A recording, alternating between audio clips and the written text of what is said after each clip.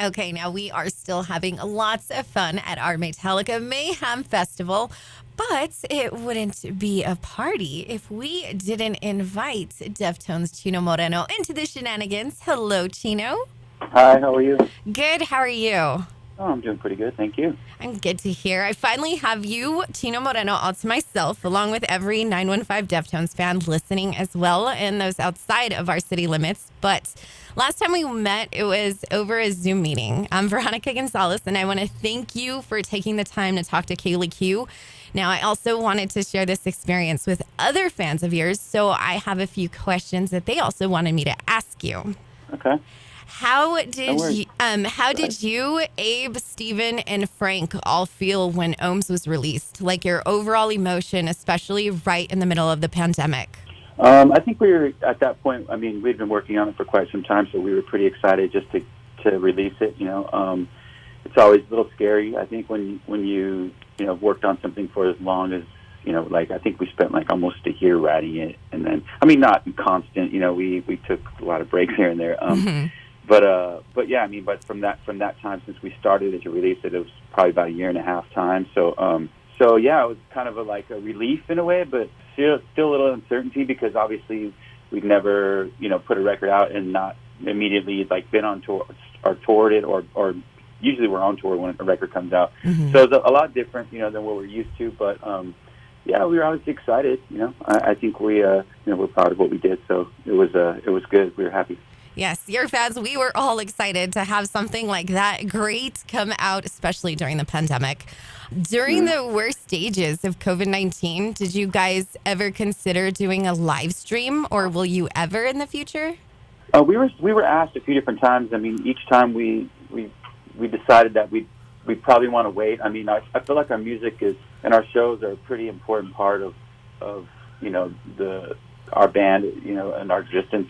Really, I mean, it's really hard to capture something on video. I mean, a performance, the energy, I guess that you get from the feeling the music, in the room, and just like the crowd participation, like this sort of back and forth, energy that I think that's exchanged in a live environment. So yeah, I mean, we tried to avoid it. Like it was one of those things where it's like if we can get away with not doing it, let's try to wait until the time is right. And for us as well, it's a little difficult for us to play shows when we really need to rehearse, and we all live in different cities, and so in order for us to like really to feel confident, I think, and like in going in, like we need extensive rehearsal, which is something that I'm looking forward to. I mean, being at that we haven't really got to spend much time together over the last year and a half. I'm really looking forward to seeing everybody again and making some noise together.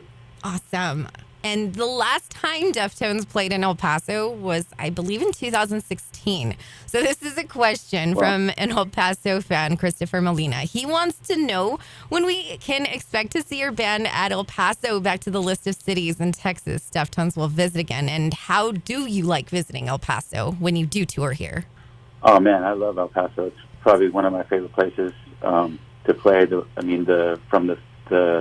The crowds and just the energy that we always feel when we're there is awesome. I love the city.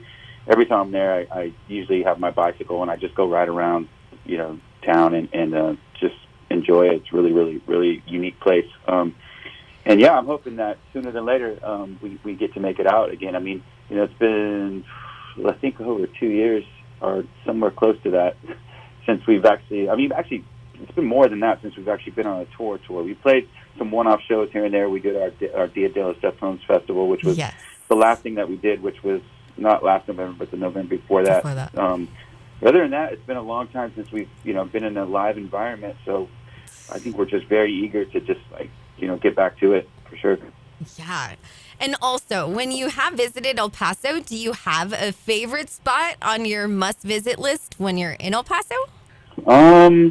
Yeah, I mean, because a lot of people pick like, Chico's Tacos or places like that. I'm just curious if you have a specific place that you like. Oh, we're going to El Paso. Yeah, not at the top. Not at the top of my. I can't think of anything at the top of my head right now. But I definitely just I literally enjoy riding. Like I said, riding my bike around town and just like popping my head into places, shopping.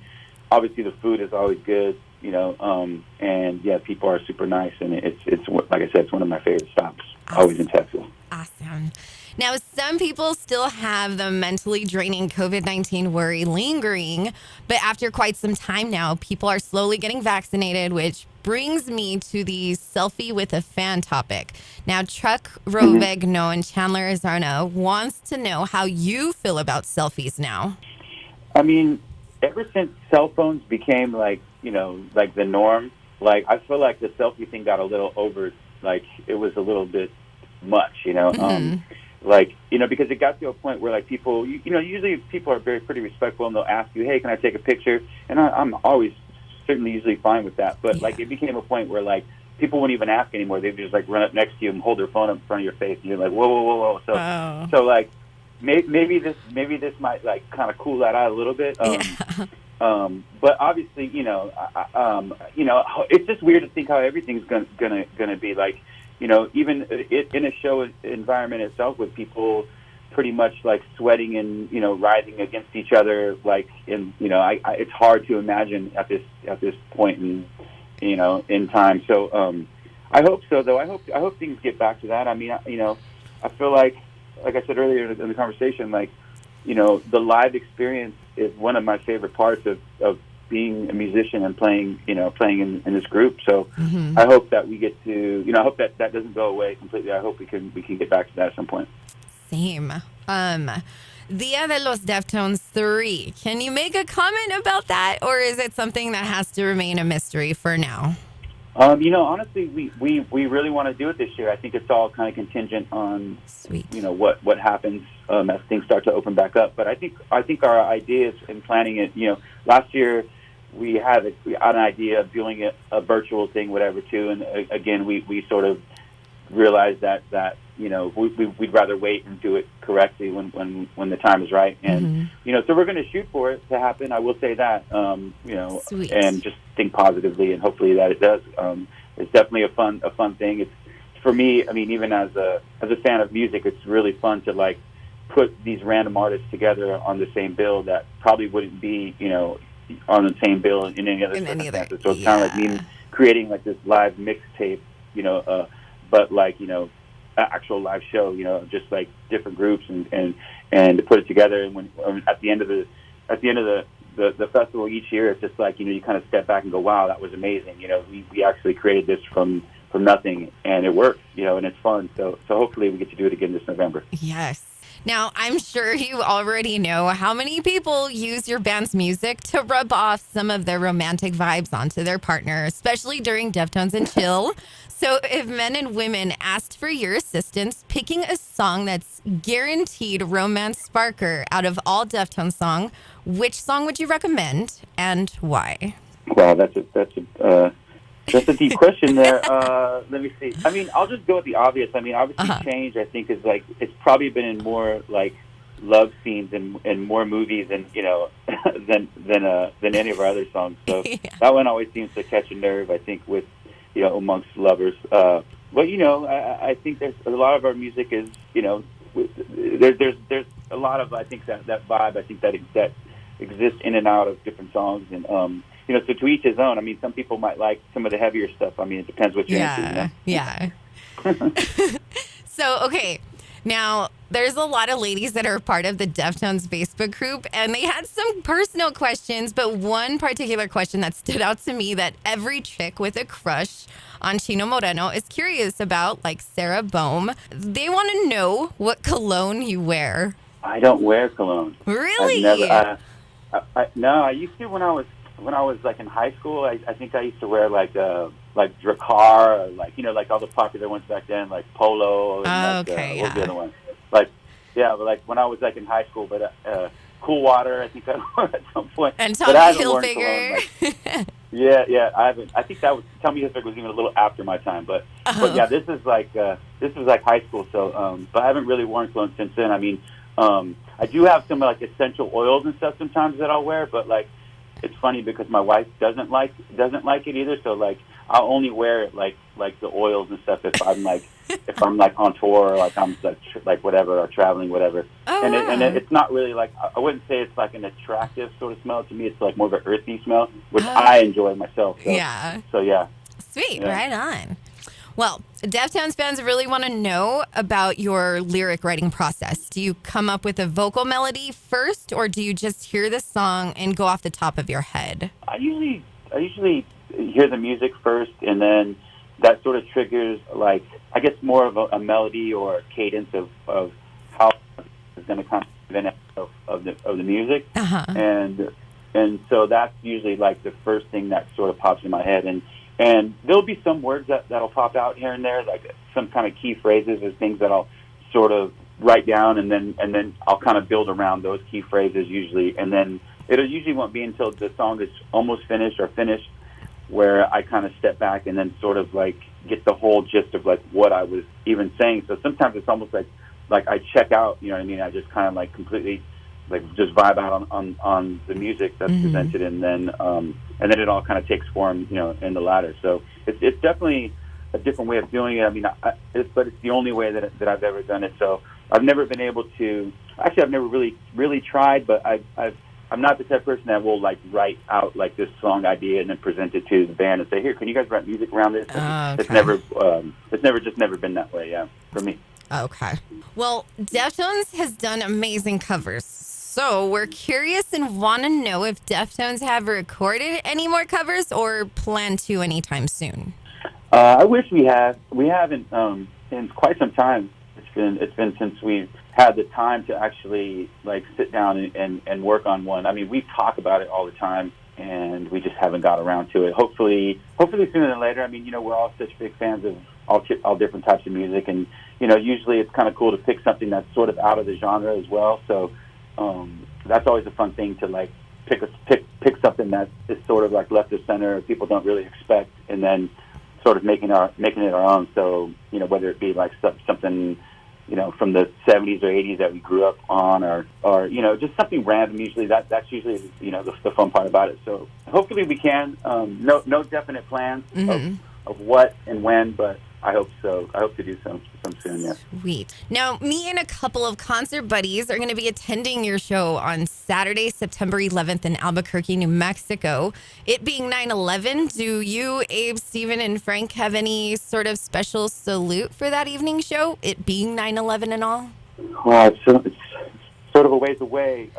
We don't have anything specific planned for it, but you know, obviously it's a heavy day. Yeah. We have, you know, fond memories of us. I wouldn't say fond memories, but like deep memories that existed from when we were on tour back in 2001, and we were literally we flew back from the East Coast the day before that happened. We finished our summer tour, and we literally flew home, and I think that was on a Monday, and then I woke up the very next morning on Tuesday, and like, you know, obviously was watching on television with everybody else, and just like, wow, we were literally just flying, you know, from the East Coast. So it's definitely a heavy thing, and you know, that we lived through, and you know, it seems like such long time ago. It's not really. I mean, what is it now? 20 years? Yeah. It'll be 20 years. That's wild.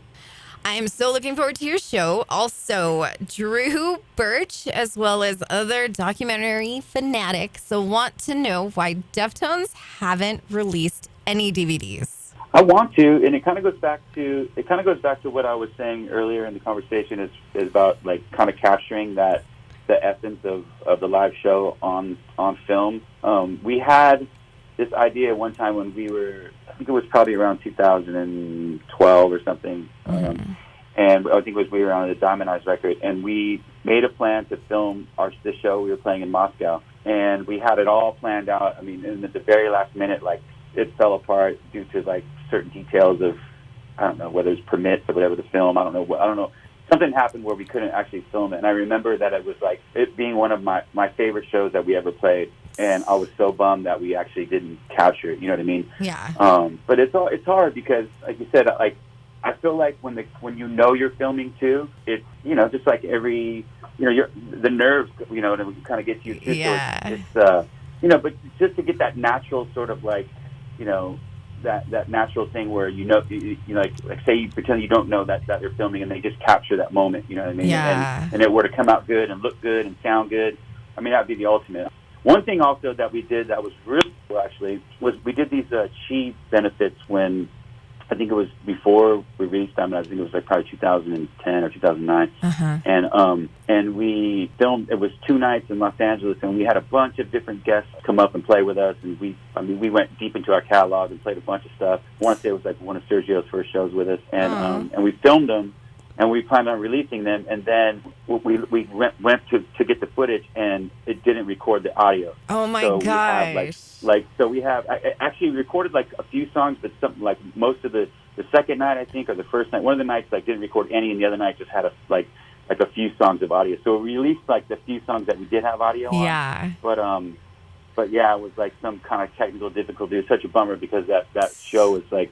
It was really special, not only because it was, for Chi, but we had so many cool guests come up with us and play, and it was just a really, really fun show. Aww. And I really wish that we had that experience, caught completely, but sadly we don't.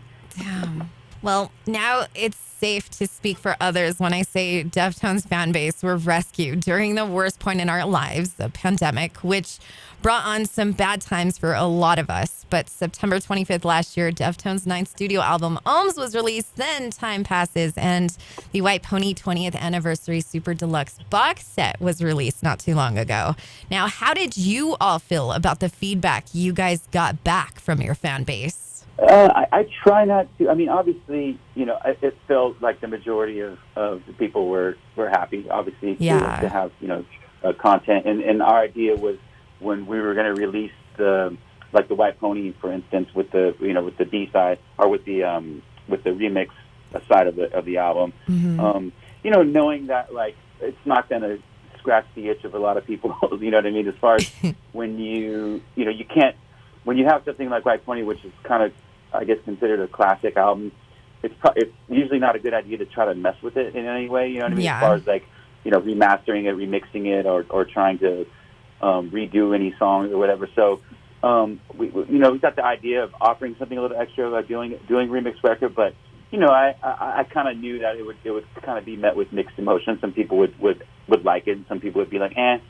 So that being said, I mean, to me, I just look at it more like it's just more content. You can enjoy it, or you don't have to at the same time. So, and we're just trying to, especially during a really down time, just to kind of just have content and just keep it alive, while we can. Yeah. During the pandemic's highest peak last year, when the world was put on hold, did you get into any new television series, or were you in music mode and it was just strictly music?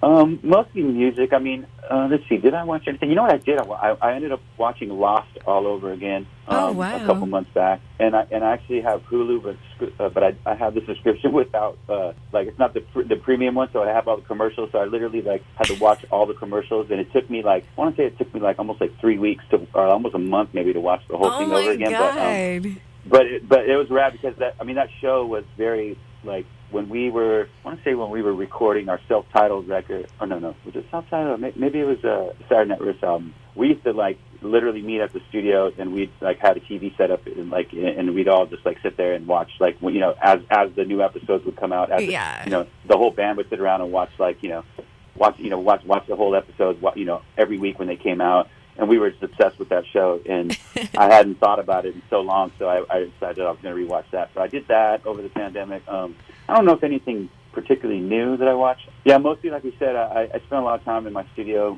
kind of just, messing around, recording stuff, pulling out keyboards and guitars, and just sort of just messing around in here, just keeping busy, having fun. Sweet. If you've researched your songs, there's a Reddit page that's dedicated to the song Ceremony. So many people have their own interpretations of the song. Some are really dark theories and others not so bad. Can you help settle the overthinkers' minds by giving them a deeper look? So what's the deal with Ceremony? Yeah, I think I'll just leave it up to everybody's random kind of opinions on it. I kind of enjoy actually I haven't read the Reddit page or whatever, but I can only imagine what it is. But I think I'll enjoy the fact that that there's so many different opinions and kind of let them sort it out. Yeah, I like that. All right. Everyone enjoys collaborations. Is there anyone you and the guys have been wanting to work with but haven't had the chance to? And if so, who? I don't think anybody in particular. We're always open, obviously, to bring people in and work with different people. It's always fun to see how people work and how differently people approach making music. Mm-hmm. So I think we're always open to that. I don't think we have anything particularly planned at the point. I mean, not even to really record at the moment. But hopefully, yeah. I mean, we always try to keep an open mind, and but also at the same time, not like we try not to plan stuff out too much. I mean, when things happen organically, it's usually like the best way. And with the guests that we have had, whether it's been Maynard or Radleen or whoever who've participated on our records, it's always been sort of like an organic thing where it just kind of falls into place, and it's not something that we plan out. Yeah. And for that reason, I think it kind of gives it a little bit of a it makes it a little more special, I think, than trying to force something, that's not just natural, Yeah. If someone asked you to pick one song that you believe is underrated, underappreciated by Deftones, which would it be? What song I really like, and I never really hear people talk about it because it's probably the least Deftones sounding song maybe of all of our songs, but there's a song called "Anniversary of an Uninteresting Event," and it's on the self-titled album. And I heard it the other day, and to me, it's like one of my favorite tunes. I mean, that we have, and it's just so unconventional the way that it came about, and everybody participates on it. I mean, Stefan's playing the drums on it, and guitar, and I think he's playing some synthesizers too on it, and I'm playing the piano. Abe's also playing the drums. It was just really weird, and obviously she plays bass on it. But it was just the way that it came about. It wasn't like we sat down and said, "Oh, let's write a song that sounds like this or that, whatever." But it just kind of happened in the studio as we were just kind of sitting around messing around, and those things are kind of magical. And the song itself is just beautiful. It's pretty dark, but it's like very lush, and I don't know. I just really like it. Like I said, it's probably one of the most non quote unquote Deftones-ish I think tunes, but it's one of my favorites. Awesome. And do you and your family ever bust out random karaoke moments? And if so, what song? No, really. I mean, there's always music playing around my house, so it's not. I wouldn't say it's karaoke in the proper way, where there's actually a microphone out, but there's literally always music playing in some room in our household, and everybody in the house sings. You know what I mean? They're all, I guess shower singing style. You know what I mean? So it's funny. I'll hear my daughter on the other side of the house just singing along with something, whatever. And sometimes I'll try to sneak and record her, or whatever. She has a really good voice, but she doesn't if she knew I was, I heard her, I was recording her, she would stop in that instant, So it's funny though, but we all sort of have those. We definitely have those moments in the house for sure. Awesome. Now, have your kids ever asked you for the hookup to your concert or someone else's concert or both? Oh, all the time. Yeah, I mean, and not so much ours, but usually other people's concerts.